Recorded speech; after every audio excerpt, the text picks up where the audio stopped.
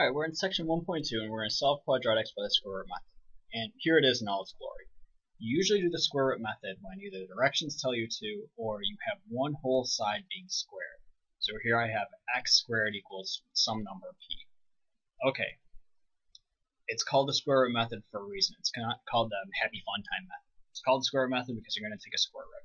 You're going to take a square root of both sides to eliminate that square. The thing to watch out for is anytime you take a square root to solve, you got to remember the plus or the minus. So here this is x equals plus or minus the square root of p. You're going to end up getting two answers normally on this. So let's take a look at an example with some actual numbers. Okay, here's a quadratic equation again. X squared equals 16, and this is a good problem to do because I have one whole side being squared, and that's the only variable over here. So I'm going to do this first by factoring, just so we make sure we get the right answer. So I'm going to first solve this by factoring. So this was the last video we did. So I move the 16 over, I get it set equal to 0, I get x squared minus 16 equals 0. This is your classic difference of two squares. So this is x plus 4, x minus 4 is 0, and we get answers of minus 4 and 4 when I set them both equal to 0. So we know what we're trying to get to. So now let's try to do this again, but with the square root method. Okay, solving this by the square root method. Alright, I'm going to take a square root both sides. That's going to cancel out this square root. I get x equals. And here, the thing you've got to remember is you're taking a square root to solve. You're not evaluating a square root, you're taking it to solve. When you do the square root method, you have to remember the plus or minus, which gives us our two answers, which we know are right. X equals 4 and x equals minus 4. Just remember, when you do the square root method, you have to remember the plus or minus. Alright, let's take a look at two examples. Okay, let's look at this problem. So here, this is a good candidate for the square root method. You could write this twice, FOIL it out, move the 25 over, get it equal to 0, and solve it by factoring. But this is just easier to do the square root method because you have a whole side being squared and you have a constant. So I'm going to go ahead and do the square root method, and it's so much faster. So I take a square root of both sides. That will undo this whole side is being squared, so that's going to undo that square, and I get x minus 2 equals 25 is a perfect square, and then be careful. I get plus or minus 5, so I get both of my solutions. And now split it up. So the first answer is x minus 2 equals positive 5. Add 2. Looks like x equals 7 is one solution.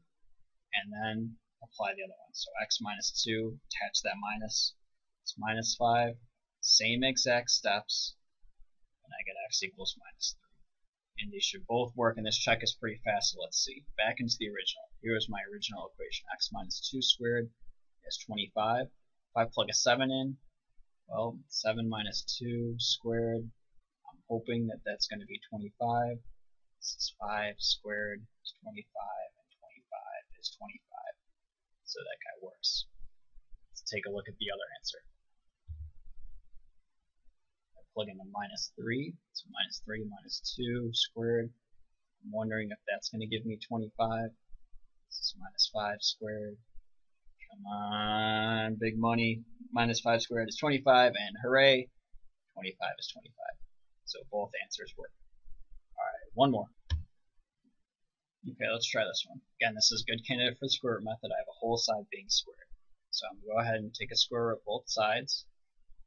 It's going to cancel out, and I get x plus 3 equals plus or minus the square root of 8. Okay, lots of things to watch out for. First of all, I didn't forget that plus or minus, which we always need when we take a square root. First thing I'm going to do is I'm going to simplify this. So I got plus or minus. I can rewrite 8 as 4 times 2. So I get x plus 3 is equal to plus or minus 2 root 2. Square root of 4 is 2. It comes out, and that 2 is trapped in there. And now I break into my two solutions. So answer number 1 is x plus 3 is equal to 2 root 2 using the plus. I move the 3 over. So many ways we could go wrong, but we're careful. These are unlike terms. This guy doesn't even have a root. So our first answer is minus 3 plus 2 root 2. And our second answer is the same exact thing, but with a minus 2 root 2.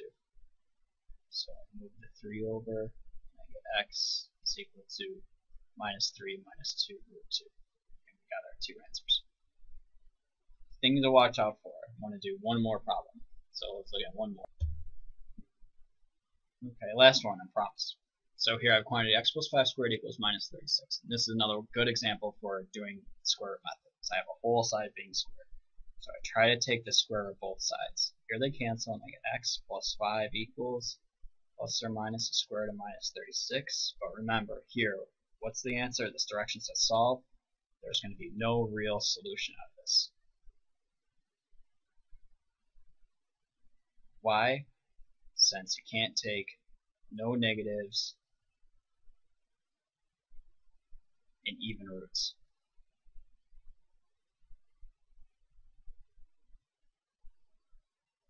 And this should be an exclamation mark, not a question. No real solution. So watch out for that. If this side is negative, you do a square root, you're not going to get any answers. Alright, that'll do it for completing the square. Or that'll do it for square root method. Next video, completing the square.